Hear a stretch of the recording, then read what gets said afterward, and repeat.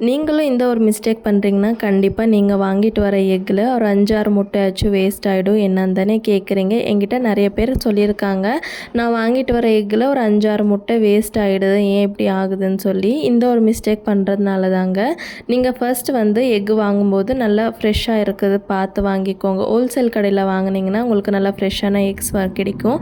அவங்க வந்து ஸ்டாக்ஸ் எதுவுமே அவ்வளோவா ஸ்டோர் பண்ண மாட்டாங்க. அண்ட் நம்ம எவ்வளோ சேஃபாக வாங்கிட்டு வந்தாலும் 1, 2 டேமேஜ் தாங்க செய்யும். அதனால் எப்போ வாங்கிட்டு வந்த உடனே ஒரு 10 to 15 மினிட்ஸ் எல்லா எக்குஸுமே ஒன் பை ஒன் நீட்டாக செக் பண்ணிவிட்டு ஏதாவது கிராக் இருந்துச்சுன்னா அன்றைக்கி அதை யூஸ் பண்ணி காலி பண்ணிவிடுங்க. மீதி எல்லாமே ஒரு வாட்டி நீட்டாக வாஷ் பண்ணிவிட்டு நீங்கள் ஃப்ரிட்ஜில் ஸ்டோர் பண்ணுறதா இருந்தாலும் சரி, இல்லை வெளியே ஸ்டோர் பண்ணுறதா இருந்தாலும் சரி, நீங்கள் ஆல்மோஸ்ட் ஒரு 15 to 20 டேஸ் வரைக்குமே நீங்கள் தாராளமாக யூஸ் பண்ணலாம். கண்டிப்பாக இந்த மெத்தட் ஃபாலோ பண்ணிவிட்டு உங்களுக்கு எக்ஸ் வேஸ்ட் ஆகுதா இல்லையான்னு கமெண்ட் பண்ணுங்கள். வீடியோ பிடிச்ச லைக் பண்ணிவிட்டு மறக்காமல் சேனலை சப்ஸ்கிரைப் பண்ணிக்கோங்க. பாய்.